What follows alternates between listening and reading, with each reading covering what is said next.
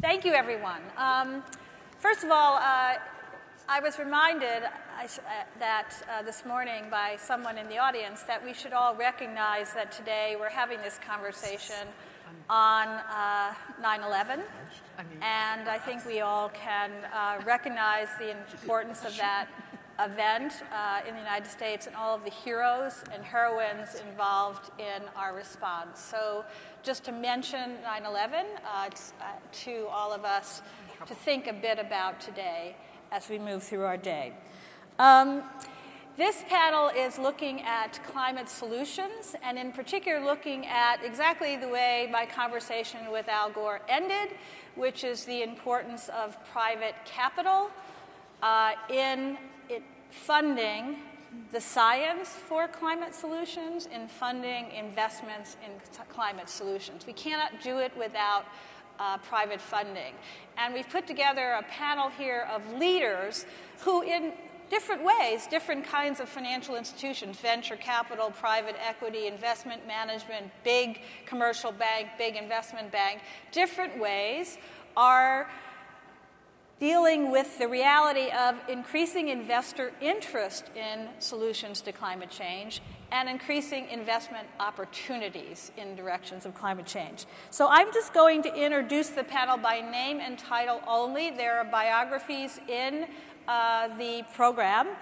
We're going to hear from Audrey Choi, the Chief Marketing Officer and Chief Sustainability Officer of Morgan Stanley, a big investment/commercial bank.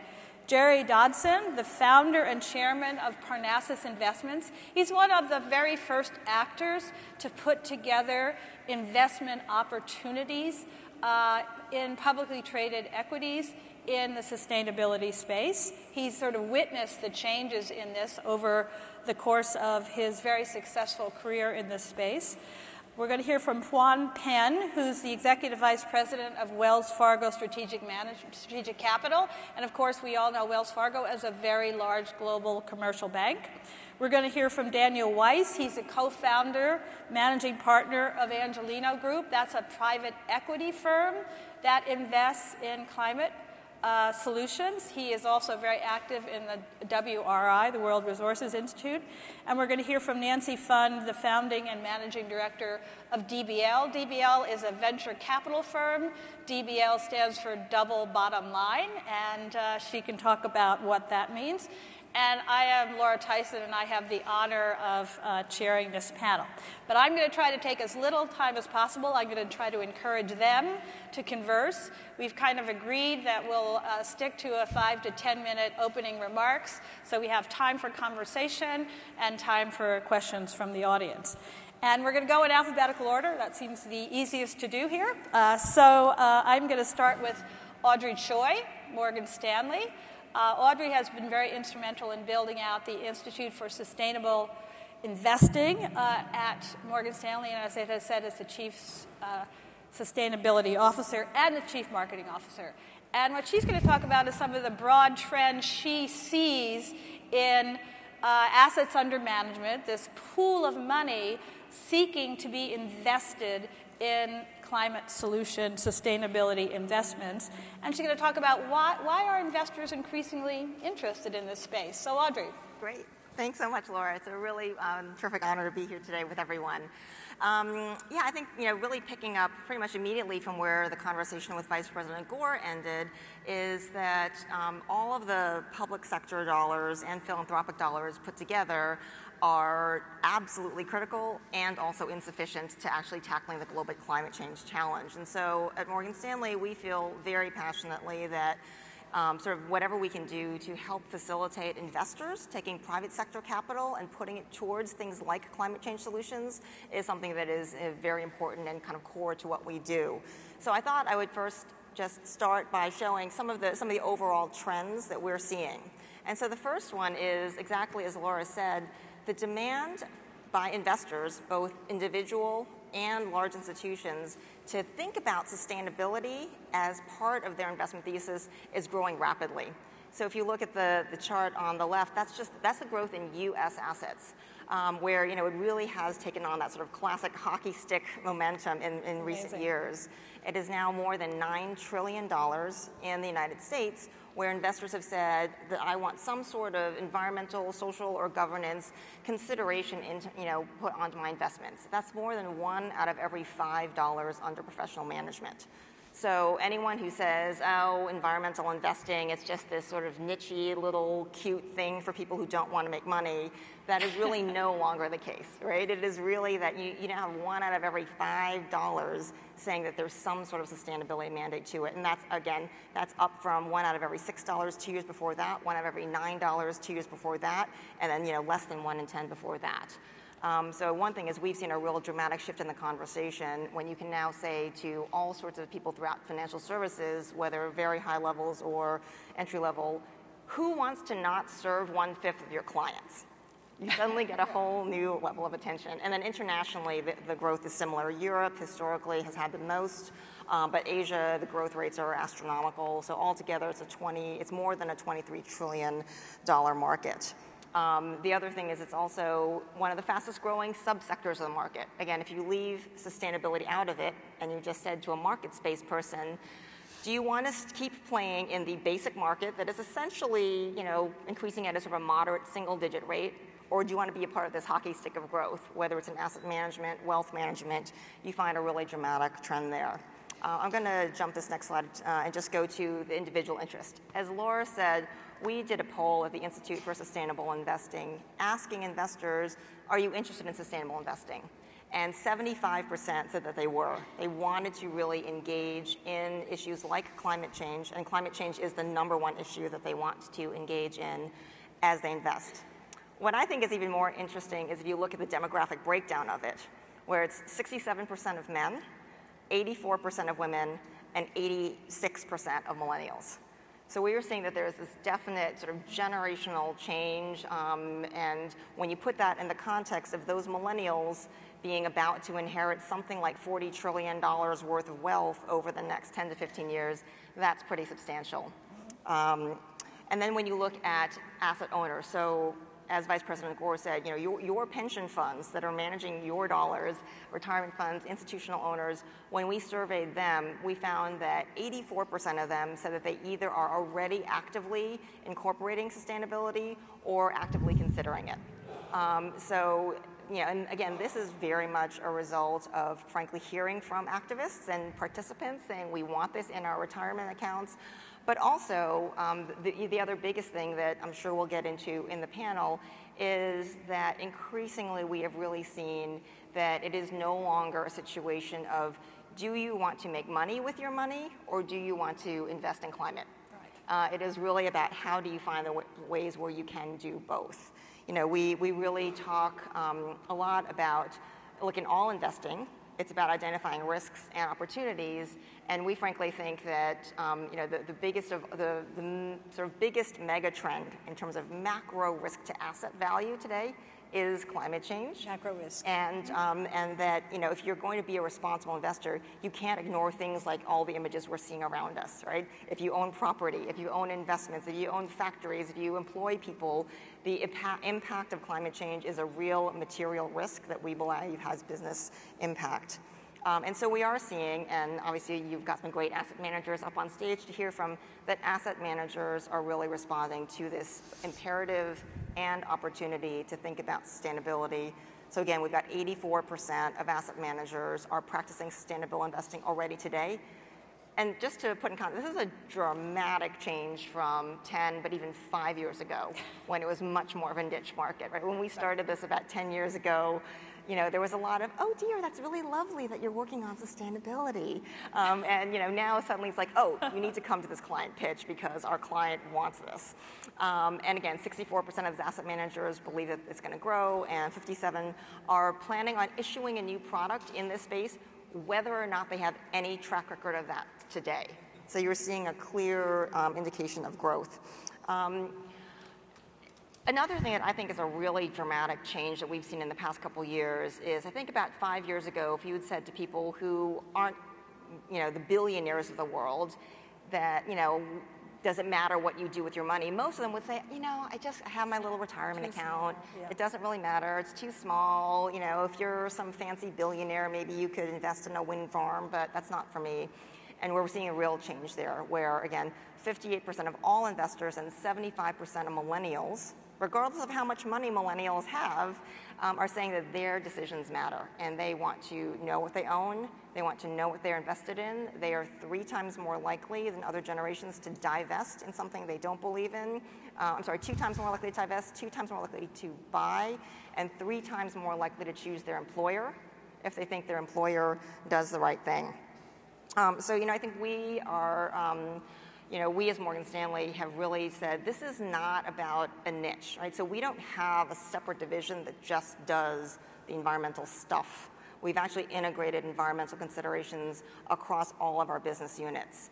Actually, one great milestone that's a little bit of news that I can share with you guys today is that 5 years ago when we launched the Institute for Sustainable Investing, we pledged that we would be able to, that we created a platform for clients to be able to invest sustainably, and we pledged that within 5 years we would have at least $10 billion worth of assets invested in that platform. Wow. And we just about 6 months early have surpassed that. So you're the first crowd for me to share that with. That's great. That's great. But the other thing is, 5 years ago when we said that, 10 billion seemed like this absurdly large goal because no one was doing impact investing in sort of the billions. In that size. Now it feels almost comparably small. And so when we actually look at what we have in the formal platform, and then you add it with some of the customized solutions where we've done it for an investor says, I want something even higher impact, even more targeted, it's actually 25 billion.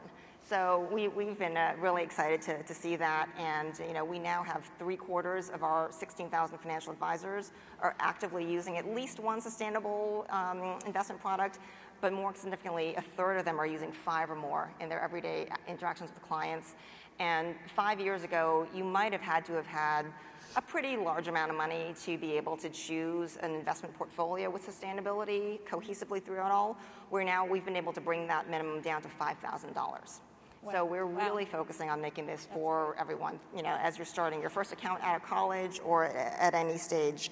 The last thing I'll say now, and happy to do more, but is real assets. Again, since we're looking at all these incredible images here, one of the ways that we've integrated thinking about sustainability fundamentally into our business calculation, again, not as a sideshow, but really fundamental to it, is we think very clearly, very specifically about climate resilience as one aspect of understanding risk and return to make the right choices when you're looking at real estate. So, take the real estate adage of location, location, location, and think about the climate resilience of that location, the risk factors of that location, the extreme weather risks of that location.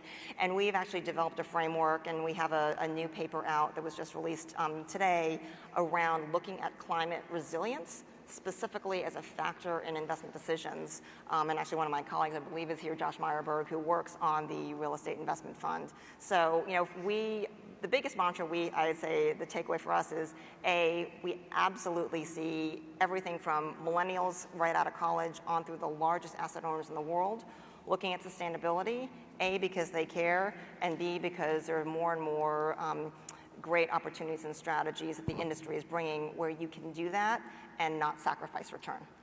Thank you very much, Audrey. So now I think it's really interesting to ask Jerry Dodson to talk about this, because in that very first diagram where you saw the hockey stick, I think you started this when it was in the really small flat space and you were not being overwhelmed by investors looking for these opportunities. You decided you were going to differentiate and you were going to create these opportunities. So tell us a little bit about that decision and your sense of how the landscape has changed pretty dramatically during your career in this.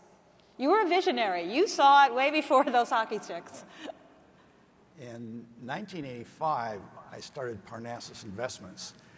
And in those days, to get the company to break even, you needed about 30 million in assets. And I think it took us about 6 to 7 years. In fact, I thought I might even go broke at the time. And it was a very different climate. People were very skeptical of socially responsible investing. And it was a huge difference that it made. And today we're at 28 billion, and we're the largest ESG firm that invests exclusively in ESG. What I would like to do, though, I would like to talk about what happened before. Before, yeah. How you got to that space. How I got to that space. Okay. It goes back to 1977, and I was fortunate enough to join a group that started a new bank in San Francisco, and things happened by twists and turns, and I became president at the age 33 of a small bank in San Francisco. And at that time, there was a group that came in that were interested in solar energy. And they installed solar energy, but they had a problem of financing. So they came to us and said, well, would you like to make some loans on solar energy? And I said, we would, but we're so small now, we have a small institution. And also the other issue was we tended to sell our loans in the secondary market, so we really couldn't tie them up. But I said, okay, if you, can we maybe possibly what we could do is start a special savings account. And if we got people to put money into this special savings account, you would be able to lend that out. And in those days, interest rates were going up. I think they were capped at about 5.25% according to Regulation Q. But then the interest rate, there was a huge inflation. Those of you who can remember back to the late 70s and 1980, the interest rates were going up to like, I know you won't believe me when I tell you, but they were going up like 13, 14, yes. 15%. They were. Laura believes me. Absolutely. And so money was going out of the banks and savings loans. There was a financial crisis. So to solve this, the government essentially deregulated Regulation Q, but you had to put your money into a certain, called a T-bill account. And so that you put the Treasury bill rate on a regular account. And we started an investment vehicle called the Solar T-bill. And if you put your money into the Solar T-bill, we would lend it out on solar energy. Much to my pleasant surprise, it was very popular, and the money came pouring in. We were very, very happy, and we lent out money on solar energy. So that was like the first success. And it gave me the idea that, hey, if people can do something positive with their money, in addition to safety, liquidity, and yield, they would do it. So that was really the forerunner of Parnassus Investments. Now, there's also one failure I would like to talk about as well. And that is that at the time, right now there's two entities called the Federal National Mortgage Association, known as Fannie Mae, and the Federal Home Loan Mortgage Corporation, known as Freddie Mac. What they do is they buy housing loans from banks, and that provides liquidity, and it puts money into housing. It's very important for the way our housing market works. My idea was to start the same thing for solar energy. So we got the state legislature to give us some money and do startup with a very small amount to start something called Sonny Mac, which is the Solar Energy Mortgage Corporation. And we needed, though, to raise money from banks to buy the stock to provide it. As it turned out, it was way before its time, and it completely failed to get off the ground. And so sometimes you start things and they don't succeed. Since then, though, there have been all different kinds of solar energy financing options. So one that I like the most is that they'll come in and make you a loan at no cost, and they will take the difference between what you'd pay in your utility bill and what you're paying with a lower rate because of solar energy. And that would be enough to discharge the loan. So the world has changed completely. So even though I failed at Sonny Mac, it didn't mean that the solar energy or alternative energy. And it's made a huge difference in terms of our country. And that's what Al Gore was talking about earlier, how much money we have coming in, the financing, much solar energy, alternative energy. I mean, the world's really changed. So I tend to be more of an optimist. I was surprised to see Al Gore defining himself as an optimist. I keep thinking of a movie called An Inconvenient Truth, which was more like the Prophet of Doom. But he seems to have changed his tune. He was much more optimistic, and I am. And of course, the real question is, can we really get there fast enough? Fast enough. I think he posed that too. With alternative energy. Fast enough. With conservation, right, to make it before we have serious environmental damage. And so, for example, even over the world, people are changing, they're becoming more conscious. Even in China, they're starting to talk about this. Unfortunately, we haven't been able to get the Chinese to stop burning coal, unfortunately. So there's a lot of negative trends that are coming in as well.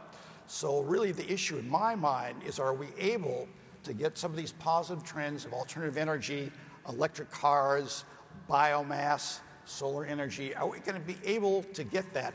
And simple energy conservation, are we going to get that to the point where it really cuts in and we're able to stop the environmental damage?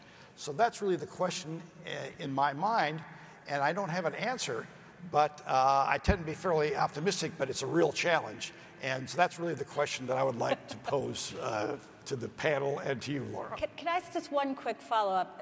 You have been, with Parnassus Pfund, you've been very, very successful at choosing the right investment. So you're looking all the time at companies, and you're trying to assess them in terms of their impact on the criteria you care about. And you're pretty activist about that. I've sat in one of the sessions where somebody pitched an idea about an investment, and you take a very active role in every single one of those. How do you choose, a little bit for everybody as we think about this, how do you choose, how do you measure the likely impact a company is going to have in the environmental area, and how do you assess it, how do you monitor it? It's not easy because you really don't know what the environmental impact is going to be. We start by asking the company that question. What are you doing? What are you doing for energy conservation?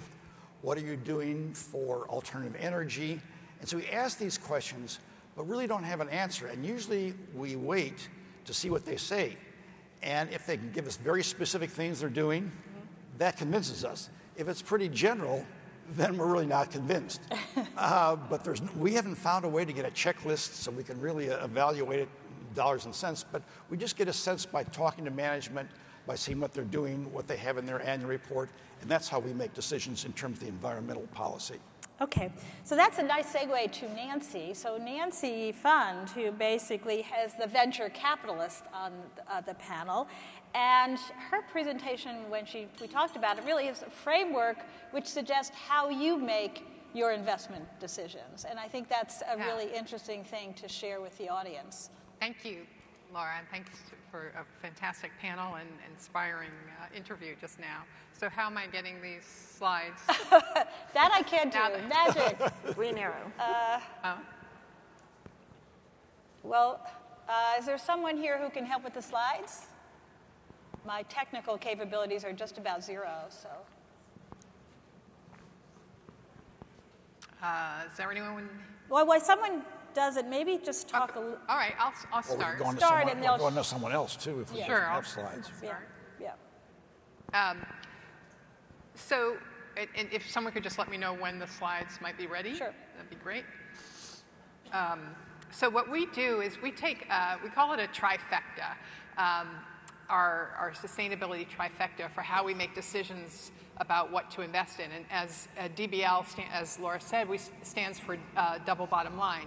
We invest to both create great financial returns for our investments, but we also invest for a second bottom line, which is to drive environmental, economic, and social improvement.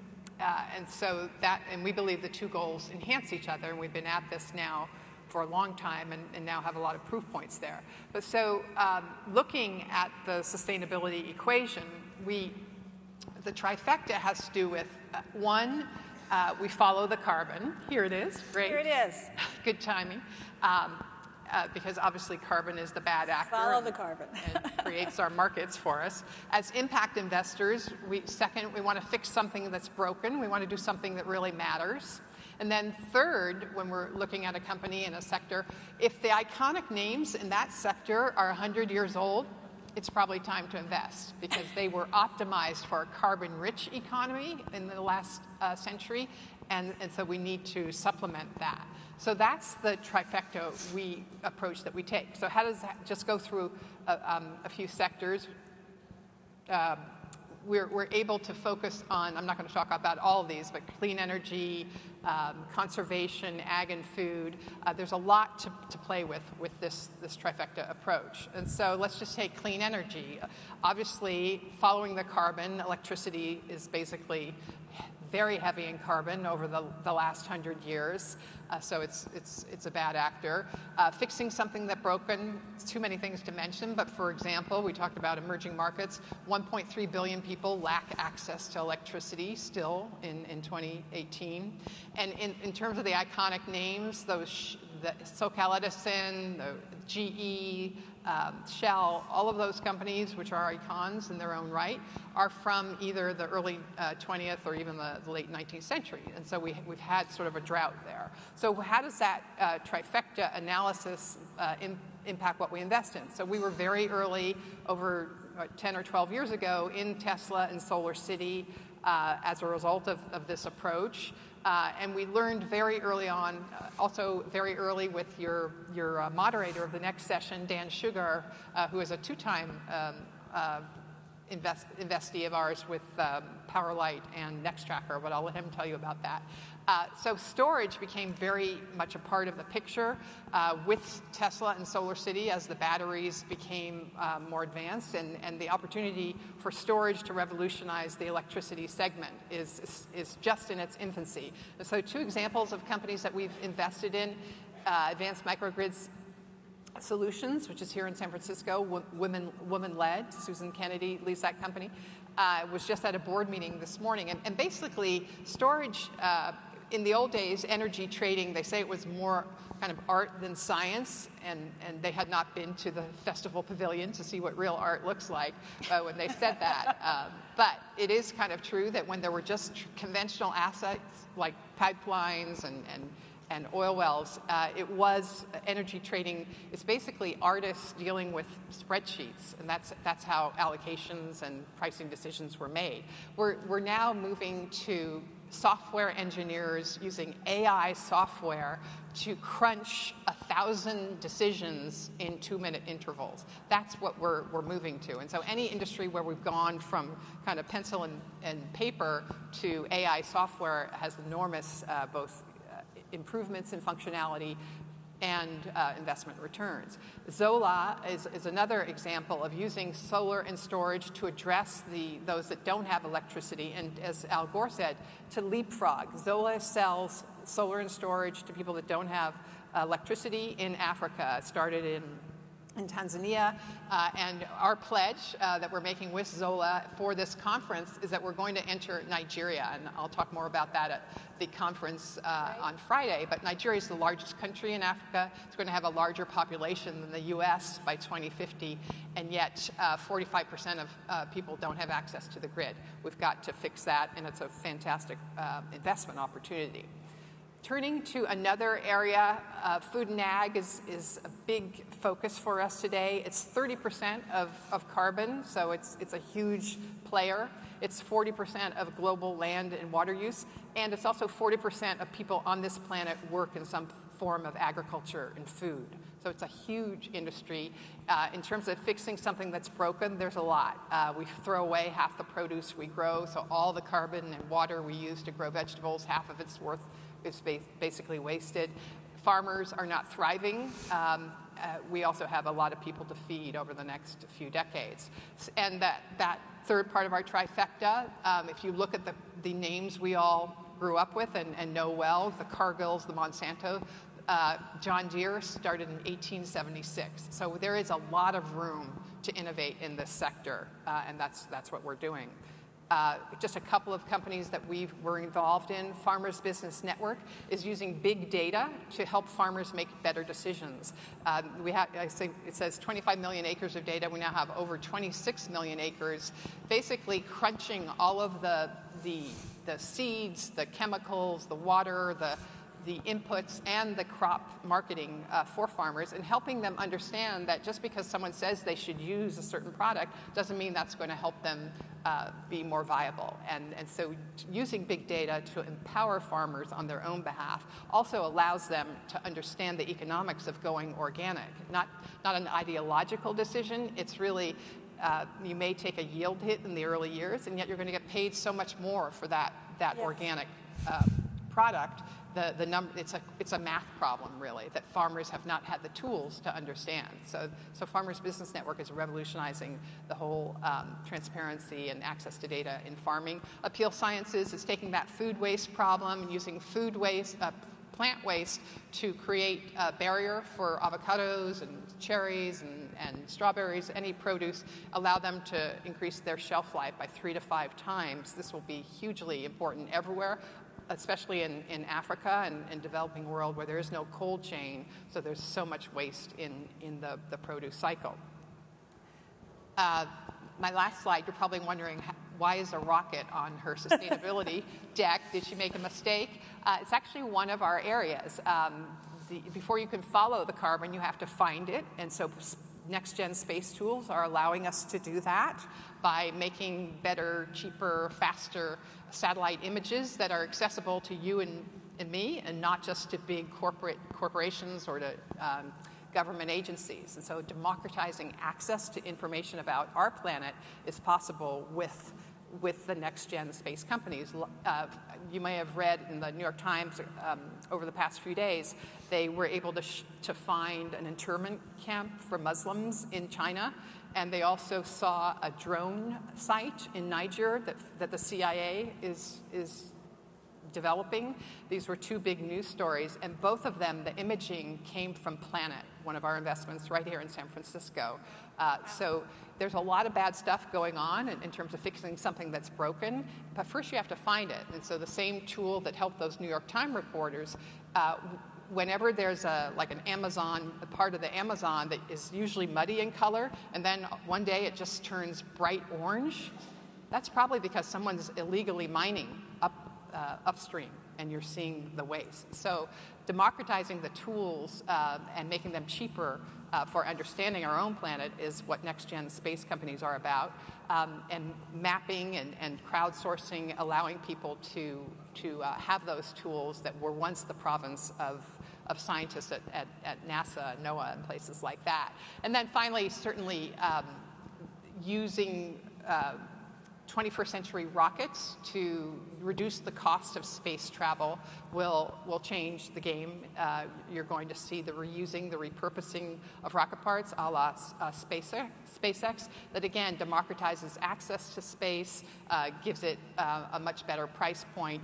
And so this last slide is just in the spirit of Coal and Ice, which kind of is a mashup of heavy lift science with art. I'm just going to let you see, leave you with this inspiring image as we go forward in our investments in climate.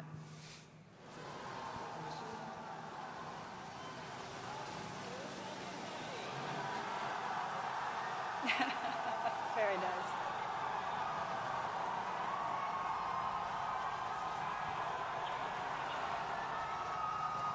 Consolidation down. Some boosters deeper.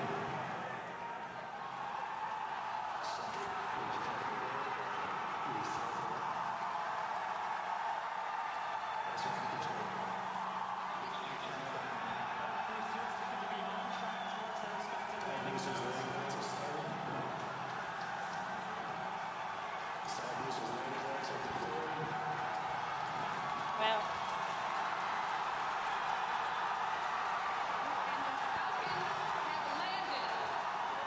amazing. Thank you very much, Nancy. So one of the things I want to come back to, and we don't have to answer it now, but I think one of the things I always think about is to what extent, this is my public policy person in the background saying, to what extent to say government support for basic science or government support for the initial investments that went into Tesla or government support for rocket technology, which if you sort of think about the history, came out of the federal government. How important is the combination of private capital with public policy support? But that's a question I'd like to sort of address with the panel. Quick answer, very. Very. And I think next we'll go to Puon Penn. Now this is Wells Fargo, a very large bank. He has been in charge of technology venture at Wells Fargo. He's also part of a startup accelerator. He has been very engaged in the technology space in finding ways to finance investments, business investments in clean energy. So thinking about this from a financing point of view for companies that actually need the support to make the investments in clean technology, and of course at a large scale. So I think the number we got was $83 billion from Wells Fargo in alternative energy so far, with a goal of 250, was it? 200-ish. Yeah, 200 billion. So I think talk about the importance of this form of financing, and if you will, since Nancy has presented her framework for how she decides on investments, what framework are you using to decide what to invest in and what not to invest in? And that would be my first question. Okay. Well, I appreciate your time. I don't know how to follow up rockets and stuff here, but sorry. The rocket is for all of us. Can I just make one quick plug that Wells Fargo was the largest investor in our first fund? So. Oh, is that right? I didn't know that. We did not put it together that way, folks. Well, it's a company that's been around since 1852. I think, when we launched the journey back in 2005 and thought deliberately about financing sustainability, we took that historical perspective that, we started in the stagecoach business, and we're no longer in that business. We still have stagecoaches, don't worry. And so we know that changes have to happen, and it happens, slowly, in many cases, sometimes disruptively. We've seen customers, entire industries go through changes. And so that was the perspective we had. And as we thought about the future, we thought about how population growth and climate change was going to affect our communities and our customer base. When you bank 1 out of 3 households and 1 out of 3 businesses and 70% of corporates, you have to take a very comprehensive and long-term approach. And so we said we had to go at this in a very comprehensive and long-term commitment to doing this successfully. And so the first part of that journey was committing and showing leadership by living the values ourselves. And that meant that we had to look at our operation and figure out how do we make our operations much more sustainable. Okay. And so when we launched that journey, we weren't sure exactly how we were going to get to carbon neutrality, how we were going to get to 100% sustainability. But I can tell you right now that as of 2017, we are running on 100% renewable energy as an organization. And that's 272,000 people across the planet at Wells Fargo as the Wells Fargo team members. We said we were going to reduce our carbon footprint by 45% by 2020. We achieved that in 2017. And so on and so forth, on water and waste reduction. So we wanted to show that we live those values. So that is an ongoing process now, and now we're going into the next phase of that journey. So the second part is we said, well, how do we start investing our own capital into sustainability? And we didn't know how, quite frankly, in the beginning. We said, we're going to commit to $1 billion, and we think we can do it in about 5 years. Because bankers like to meet their goals. We achieved that in 9 months, right? And then we re-upped that, and we said, we could do $5 billion, and we did 10, and we said, we could do $10 billion, and we could do 15. And so, as of 2017, we've done $83 billion of financing. And so today, we are the largest financier of wind and solar power plants in the United States. In the United States. That's a very important statistic.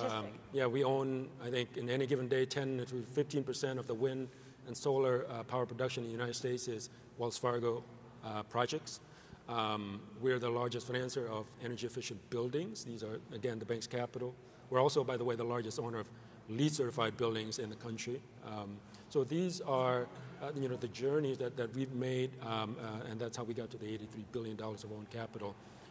We also, working with Nancy and other investors, have started to understand that we don't have all the answers. And the answers isn't just rooted in money. It requires innovation. It requires new technologies. And so in the early days, we worked with investors on the equity side and higher risk forms of capital in order to find new solutions, right?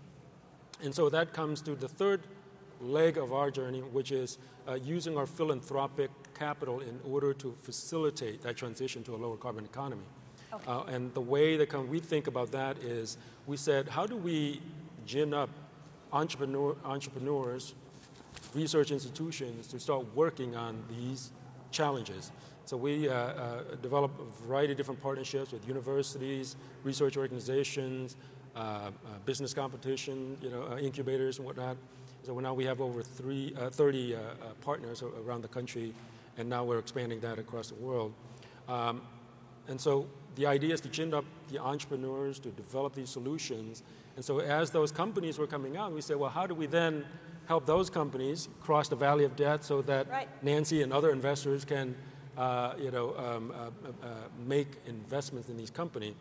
And so we came up with a program called the Innovation Incubator Program, which is a partnership with the National Renewable Energy Labs. We've given them now $30 million to administer this program. And the idea is to take a really early stage technology companies that are working in sustainability and take that across the threshold. And how do we do that? It's by helping to validate the technology using the incredible assets at the national labs, right? And and even more is the subject matter experts that we have. These are taxpayer-funded research and researchers, and helping using that capabilities to help the entrepreneur team to validate that technology quicker.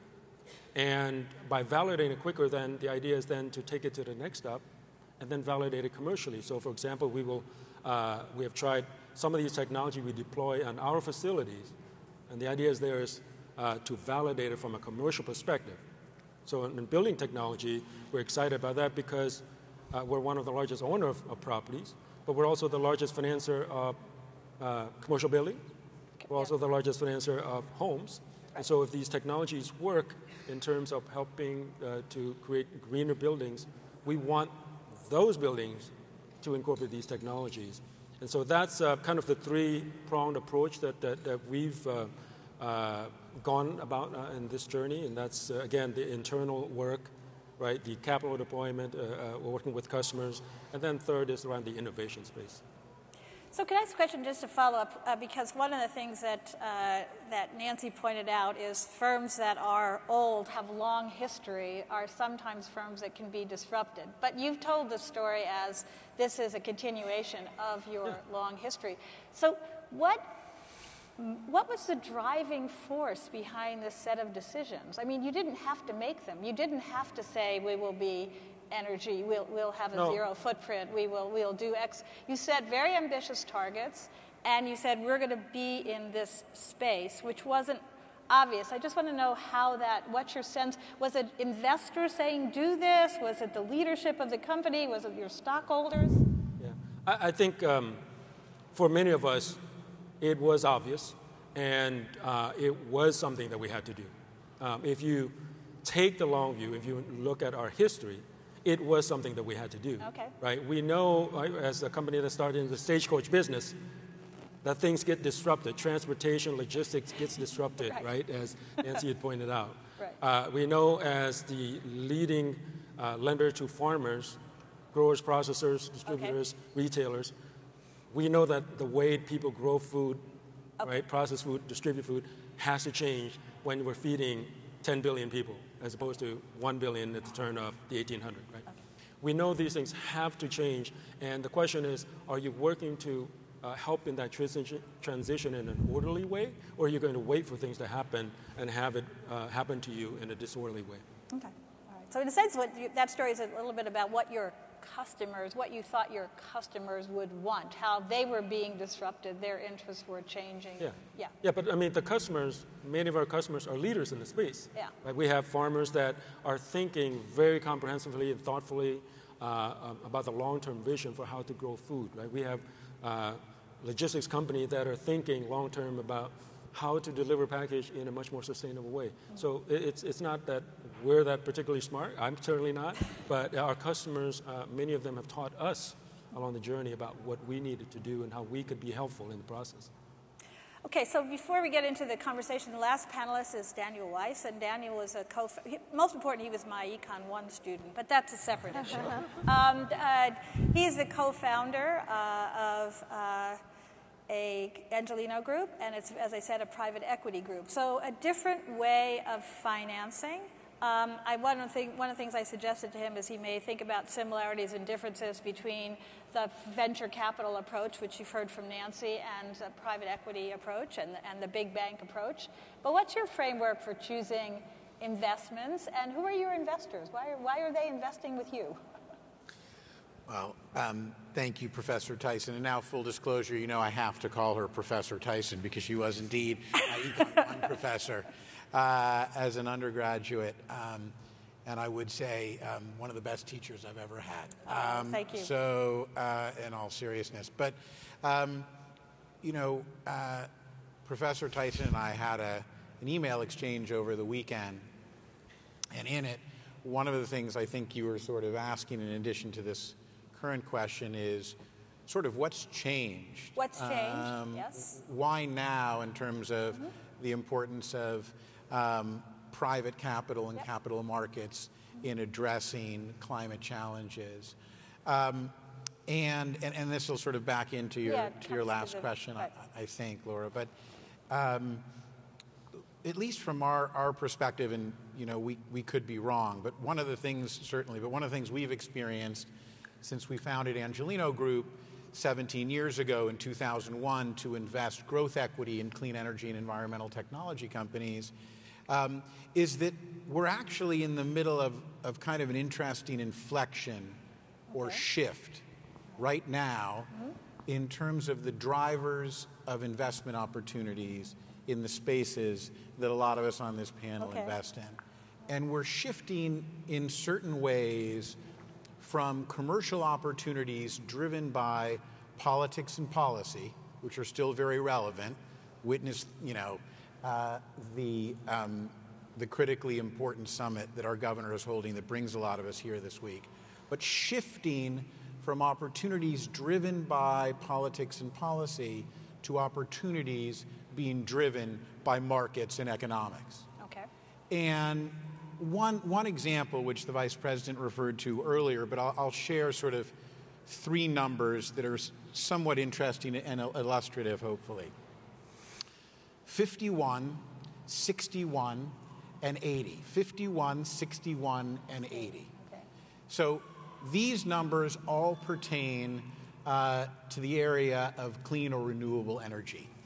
51%, and this was striking even to me, and we're dorky energy investors, 51% of all new power plants that were built in the world last year were solar. Not renewables, just solar alone were the majority of all new power plants built in the world in 2017.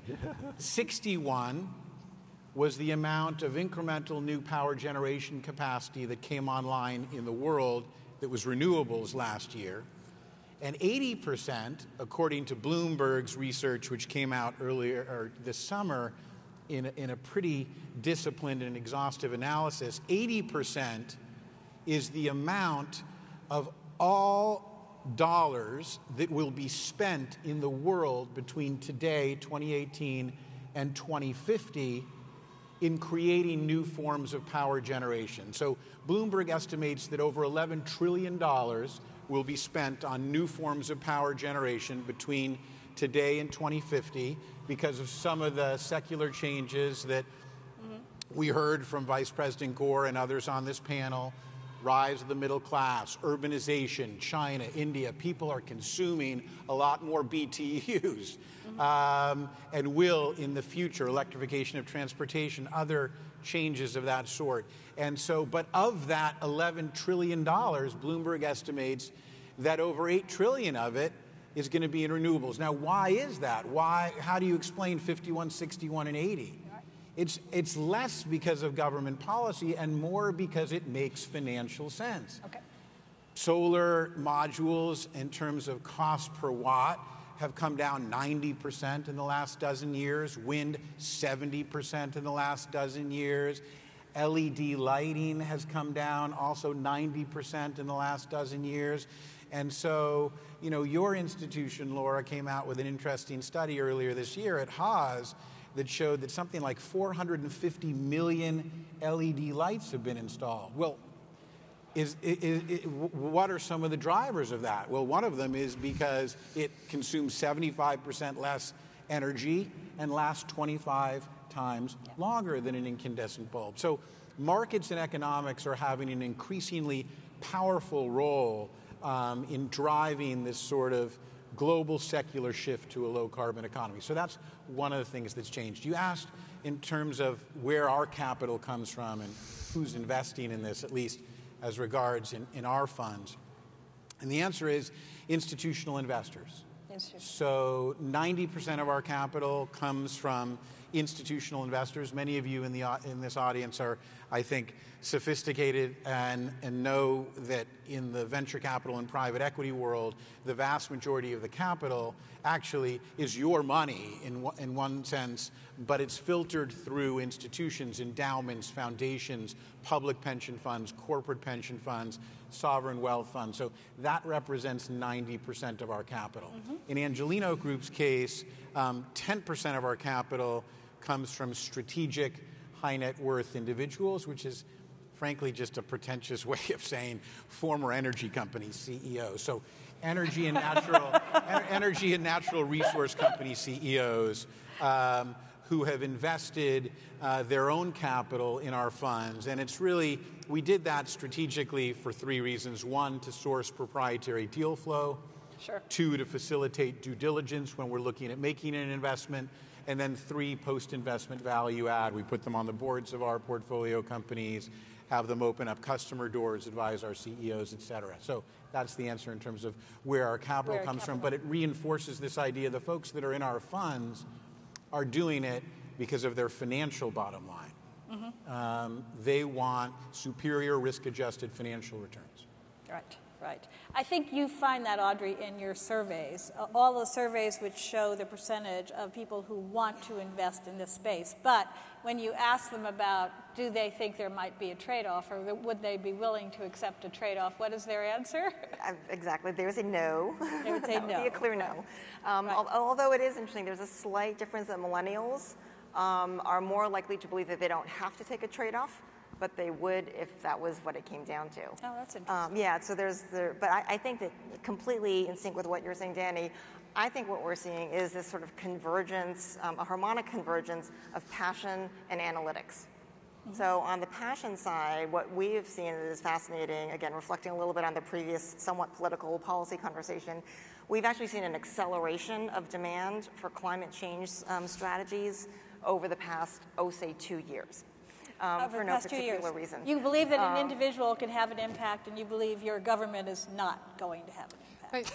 We're seeing evidence. You're just seeing evidence. We're seeing evidence that investors are saying, well, no, I think it's true that investors are saying policy and the sort of U.S. stock market left to its own devices is not necessarily in a climate forward-leaving policy posture, but we as investors, A, care about the issues from a passion perspective, and B, believe that it's not a sound decision to invest with blinders on to massive, powerful forces of nature and economics, right? And that's, I think, where the analytics comes in, is that, as obviously, well, in full disclosure, so Professor Tyson and I are co-board members of the Sustainability Accounting Standards Board, which is an organization focused on thinking how does sustainability really be reflected as an accounting issue, as a material business issue. So not a, puppies, rainbows, and unicorns and polar bears issues, although I love all of those. But how do we as financial analysts who really are needing to think about risk and return, where are there things that simply are not necessarily on today's balance sheet that should be? If you wanted to have a true understanding of the true risks and true opportunities in an investment. Sometimes I use one little sort of visual device, which is, again, it's sort of like when you look at a traditional financial statement, that to your point, Nancy, has been around for decades or more than 100 years, it's like a beautiful sort of crisp black and white picture. Or black and white, drawing, right? It's white, it's black, it's got squares, and everything fits in its box, and it ticks and it ties, and you get one sort of bottom line. That's great. Does that give you as much detail as an Ansel Adams black and white picture about, about nature and where are the gray tones and what's really happening? And then does that give you as much picture as a high-def, full-color, 360 sort of fisheye view of the world? And we increasingly say to investors, it's, understanding sustainability as a business impact is really just saying, do you or do you not want more data that can affect the ultimate risk return of your portfolio? And that's why we don't believe in having separate sustainability grades for companies apart from whether we believe it's a good investment or not. What we've done is our analysts have looked at all 30 sectors of the industry and said for those 30 sectors, there's going to be different things that matter more. But for technology versus extractive versus automotive versus financial services, what are the environmental or social issues that will really make you rethink, is this company a buy, a hold, or a sell? I just want to push back a little bit on the notion that that policy doesn't matter, and your question, and certainly today, the financial, the numbers, the math works for solar and wind, and we're seeing these amazing adoption rates, which, if you look at over the past 5 years, it's predictable that we're going to see this inflection point. But we would not have gotten there without a marriage of smart investing and smart policy. Right. And if anyone tells you otherwise, they're not really being true to history. And it's because it's not a level playing field. There are tax laws relating to royalties and revenues in oil exploration. There are just advantages that are arcane in the tax code that are subsidies for fossil fuels, and they've been there since 1917 in some cases. And so it's a lopsided playing field, so policy played a critical role, and actually still does, in trying to level that playing field and making it so that new entrants can compete, so that the investment tax credit that helped the solar industry, the rooftop solar industry, grow, especially in that 2008 to recently, that's one of the main reasons costs came down, is that economies of scale brought in Chinese manufacturers. I mean, there was a way to drive down the cost, but it was catalyzed in part by good policy. And here in California, the California Solar Initiative, that was a 10-year program where you got a rebate, and those rebates, every time you did rooftop solar, they came down over a formula over 10 years. Very predictable. Investors love that. That helped to make California the leading rooftop solar market in the country. I mean, over half of rooftop solar is right here. We have 1 million rooftop solar customers in this state. And the reason why I say it's still important is that there's, in addition to SB 100, which we're all elated about, there's another bill on the governor's desk which has to do with pretty much creating a California solar initiative, but instead it's like a California storage initiative. It will make it easier to have distributed storage, which is a key tool in broadening the use of solar assets. So can we survive? Can we thrive without that bill? Of course we can. But if it passes, there will be an advantage, and there'll be that level playing field. So in addition to the R&D needs that you very correctly articulate, there are policies that are smart, that don't have to be around forever, unlike the subsidies for fossil, which have been around for over 100 years. You don't have to do this forever in order to catalyze a new industry. So one of the things that I read in preparing for this is the extent to which about a quarter of the world's carbon now is produced in places which have a carbon tax. So another way to do this, you can either offset some of the preferential treatment for the carbon-based fuels by subsidies for the alternatives, or you can actually more appropriately price the waste that goes into the global sewer by a carbon tax. Yeah, and I was struck by the fact of that 25%. So we used to say that. We used to say, look, we don't need the ITC if you're willing to get rid of the other subsidies for the incumbents and have a tax. Yeah. But that's a heavy political lift. That has no political lift. No, talking about a tax in general has no political lift. I do understand that. So Jerry, I just want to, you've heard about solar. So there you were with the solar T-bill and the solar and something that actually didn't work in the solar space and this explosion of solar. Are you, in your investments, is solar a major theme, or is that you're investing in publicly traded companies, so there may not be that many big solar players? How has solar remained a theme in your life? Yeah, we don't invest in many solar energy companies. Mm-hmm. The problem is that a lot of it is based on tax credits. It's maybe not economically, on its own. At some stage it will be. And of course the size of the industry, that you have companies that are trading. Right. So no, in that regard, I'm not practicing what I preach, but I'm preaching something different, that I have to give a good investment for my shareholders, get a good return. Of course. No, you're giving good investments for your shareholders, which also are showing other forms of ESG or impact. Yeah. Can I ask one question? Sure. Yes, I would encourage people to ask. I was intrigued when you said that 51% of the new energy is, I think you said solar energy. And I thought through, does that mean the number of plants, or does that actually have to do with the amount of energy that's created, in terms of BTUs or whatever measure you took? 51% was the number of plants.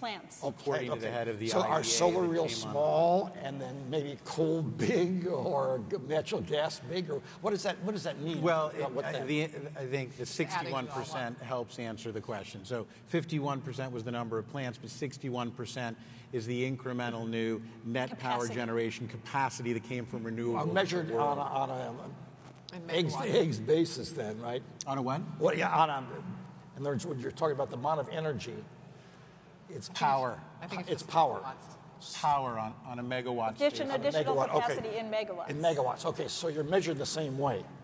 Okay, I just want to make sure to measure the same. And I would actually echo something that Nancy was saying. I mean, we're at least a number of us on this panel are Californians. I grew up in Los Angeles, and going to public school as an elementary school kid, at the same age that my kids were when they were in elementary school, I experienced something called a smog alert, which some people in this room may have experienced in their own lives. And when I was in elementary school in 1977, I looked this up the other day, there were 121 stage 1 smog alerts, which was the most extreme version, where you had to get off the blacktop at recess and stay in your room. And as a result, really, of this interesting kind of triumvirate, this combination of R&D, which Laura talked about, policy, and innovation, my kids, when they went to elementary school a few years ago, experienced 0 stage 1 smog alerts at recess. Mm-hmm. Part of that, as many of you know in the audience, is due to innovation that came out of places like Caltech. Smog was actually discovered or documented by a Caltech professor. The catalytic converter came into being at scale in California, and there was a real fusion of a partnership between science and technology, public policy, and the private sector to create dramatic change. And to this day, it's one of the reasons California is a leader in energy efficiency. The issue, though, that's kind of in an otherwise sort of dark backdrop, a lot of people came to us, I don't know if this happened to you last year, but after the national elections, a number of people came to us and said, gosh, is this a bad time to be investing in this space? I mean, someone's heading to Pennsylvania Avenue who said that climate change is a hoax to the Washington Post and wants to get out of the Paris Climate Agreement and put a bullet in the Clean Power Plan and a whole bunch of other things that many of you are aware of. Is this really a good time to be investing in this space? And I think it's this inflection that we were discussing earlier that makes me optimistic. That even in a moment in time, when at least at the federal level in our country, there's activity that's inimical to a lot of the challenges we're trying to address in our portfolio companies, there's reason to be optimistic because there's a real powerful driver in the markets and economics that's causing the adoption of these technologies, I think at an unprecedented level, at least that we've seen in our little investment sandbox of investing. And that's what makes me optimistic. That is not to say, to be clear, that it's important to have good policy and that good policy matters and will have an impact. It's just that in an otherwise cloudy landscape, at least in terms of federal policy, there's, I think, a lot to be optimistic about in terms of what the markets can do, not to mention at the subnational level and a lot of the topics that will be discussed here in San Francisco this week. Yes. Can I add one thing to that? I mean, going back to the money question as an investor. Again, we're a pretty conservative institution. We have to get money back that we invest because when grandma comes to get her cash out of the, she's got to have that money. Yes, the money's got to be there. So the fact that we've deployed $83 billion already and we're committed to doing $200 billion, I would say should signal to you, if you have any doubts about investments, that we see huge opportunities for risk-adjusted return that's pretty darn good. Number one. And number two is, I think I am going to take a slightly different approach to what you were saying, and that is, I'm also pessimistic that about how people invest, and that is a lot of very smart institutions are going to lose hundreds of billions of dollars, right? My observation, if you go through economic history or the history of investments, is very few people, when they're making a decision about investment, are really thinking 20, 30, 40 years, right? They're thinking about their career. And within this firm, the decision that they make is going to be second-guessed 6 months from now, 12 months from now. They're not thinking about what will actually materialize 5 years, 10 years from now. And so when you make a decision to invest in let's say, a natural gas peaker plant, you're thinking based upon today. This is actually, I'm not going to lose my job. Right? So I'm going to invest in this plant, and nobody's going to, be able to prove that it doesn't make sense today. Right. Now, 5 years down the road, new storage technology comes in that says, actually, you really didn't need that plant. It would have been cheaper for you to just wait an extra year, or actually, maybe subsidize a little bit of money and do the storage power plant. But now you've got a stranded asset because you've invested $500 million in this natural gas peaker plant, which now you're not using. And that's going to be, now the utility is not going to eat that, but the ratepayer is going to eat that.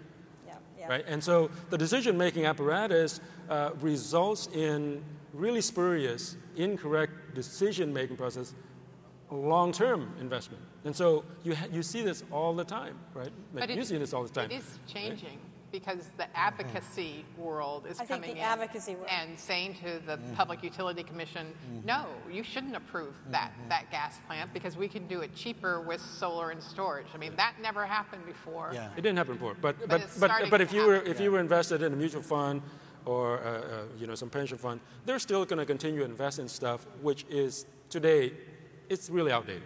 I mean, if you're investing in a food producer, a grower, a processor, a lot of them are still doing things in an old way, right? Which they're sinking still more money into the old way of doing things when new available stuff might be slightly, 5% more expensive, but 10 years from now, it's actually long-term net beneficial. You saw that in your Tesla, right? I mean, people continue to invest in internal combustion engine vehicle when it was clearly evident that EV, I'm not that smart, but even 10 years ago, that was inevitable, right? So, but the important thing about the investors in the room here, because someone pointed out it's most of their money going through institutions that are ultimately coming here, is that actually the pressure then has to come from investors against those decisions. And with better data, I will say that with the Sustainable Accounting Standards Board, if we had for investors easily accessible, comparable data that allowed you to sort of look at a firm at its performance on these indicators, those investors might put a lot of pressure against making those decisions. So my optimism is that the seismic shift is partly also investor attitudes and investor education, which then puts pressure on the companies themselves. It shows up in in pressure on their equity price. It shows up in pressure on their shareholder initiatives. It shows up in pressure through demands by activist groups for more information about what a company is doing in alternative energy. So I guess when I'm optimistic about the seismic shift in the sustainability revolution, partly driven by investors. So we have a couple of minutes left, and I do want to stick with the view that if there are a couple questions out there, we do have time. My understanding is there's a mic. Is the mic here? There's a question over here I saw. And can you identify yourself just so we know?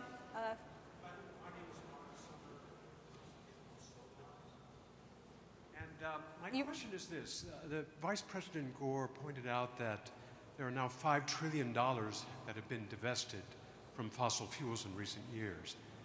Is it time now to link the divestment movement to a reinvestment movement? In other words, not just pull the money out, but have it directed as much as possible towards these climate solutions, and specifically towards renewable energy, towards transforming the transportation sector. In other words, we have a great deal of capital that's being pulled out, and should we be directing both institutions and individuals and states and cities towards a direct reinvestment so that huge amounts of capital begin to flow just as much as has come out and is coming out? That is happening. I mean, just our last fund, which we raised in the 2014-2015 period, was right when Divest Reinvest was really gaining a lot of speed, and we literally received investments from various endowments to answer the pressure of divestment, but to have a constructive answer. Okay, what if not the old way, what then? And there is this new path. So it is happening. But and I think we've seen that also more broadly. Again, I'd say maybe 5 years ago, if you'd said of the different kinds of sustainable investing, what was sort of most of the money going to, it was probably maybe 5 or 10 years ago, mostly going towards screening out the negatives. Screening out. Whether it's, pick your quote unquote sin stock of choice and screening those out. Now there's been, I think, there still are a number of investors who want or need to do that, but there's more emphasis on where do we screen in the positive environmental or social factors, where do we deliberately direct capital towards the kinds of change that we want to see in the world.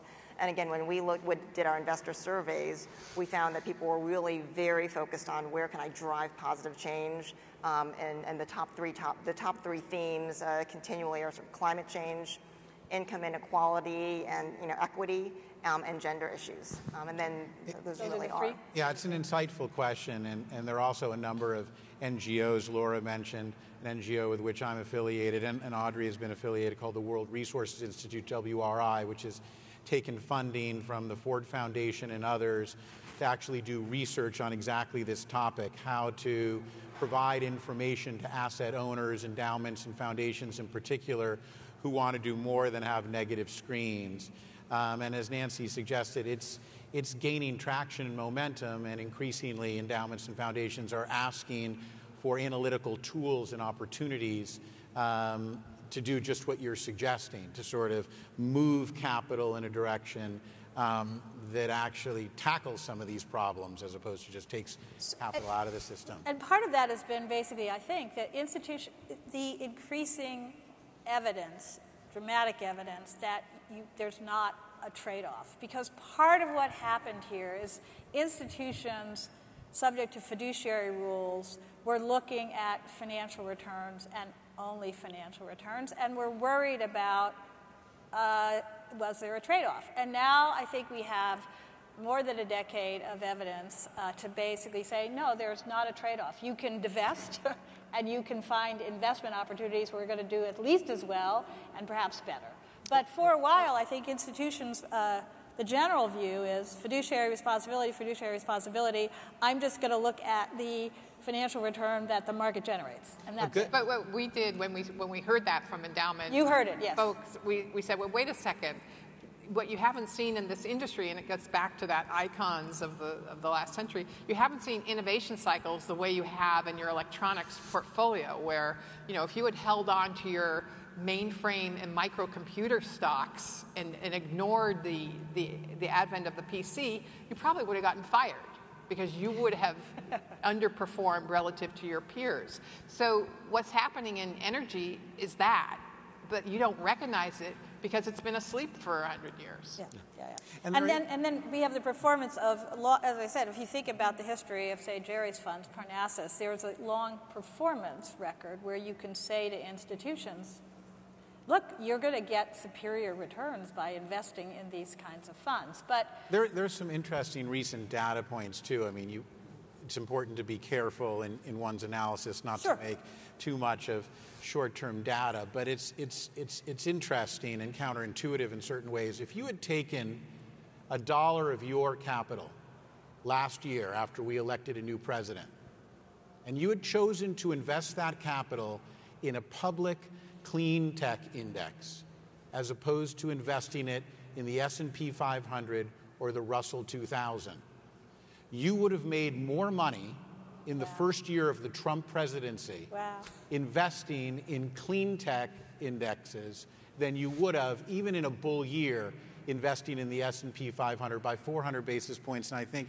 the Russell 2000, which is small cap companies, which are more typical for some of the kinds of companies we invest in after they become and then become public, was, I think, over 1,000 basis points. So there are signals, green shoots, to suggest what Laura was suggesting, that not only are you not giving up returns, again, be careful, these are short-term numbers and these things are sine waves, and there are other factors involved, but there are important indications that not only do you need not sacrifice market returns, but you can achieve superior financial returns by investing in companies that are tackling the planet's biggest challenge. And can I just to give you two other data points that are a similar conclusion, but over a longer time period, it's a couple of years ago, we want to redo it to update it, but we took a universe of 10,000 mutual funds over 7 years' performance and compared the sustainable strategies to the traditional strategies. And we found that 64% of the time, the sustainable strategies performed the same or slightly better in return. And coincidentally, also 64% of the time, the sustainable strategy performed the same or slightly lower when it comes to volatility. And I've never yet once met a trader or investor who says 64% of the time, I want more risk and less return. The second piece of data that I would give you, because it's over 20 years and it's from Harvard, and who can argue with Harvard, is that if 20 years ago you had taken $1 and invested it in companies that just kind of did their regular thing, they focused on financial returns and didn't really look at sustainability, over 20 years that $1 would have grown to $14 and change. I believe $14.36 is what I'll say. If you had invested that same dollar in a portfolio of companies that were focusing on environmental and social issues that were a part of how they ran their business, so not beautiful, pretty pictures and things on the side, but core to their business, that instead of $14 and some change, you would have had $28 and change. So again, all sorts of methodological issues you can go into, but a 20-year kind of comparison from Harvard shows that, again, very often, if you have a management team that is understanding the broader ramifications that go beyond the next 13 weeks or 12 months of earnings, or beyond the next couple of years of their career, and is thinking about environmental issues, is thinking about employee satisfaction, is thinking about community license to operate, is thinking about, oh, by the way, what happens to be good for my employees, my talent, and the planet, that's probably going to be a management team that is looking at a lot of things very holistically well and is really going to be driving to quality results. So I know they're going to turn the mics off on us because we're over time and the lights are going to go up. And so I'm going to say what a wonderful note to end on. We've ended on the notion of there are great returns out there, and all of you can help us get them, and all of you are creating them. Thank you, thank you, thank you. Thank you, thank you, thank you.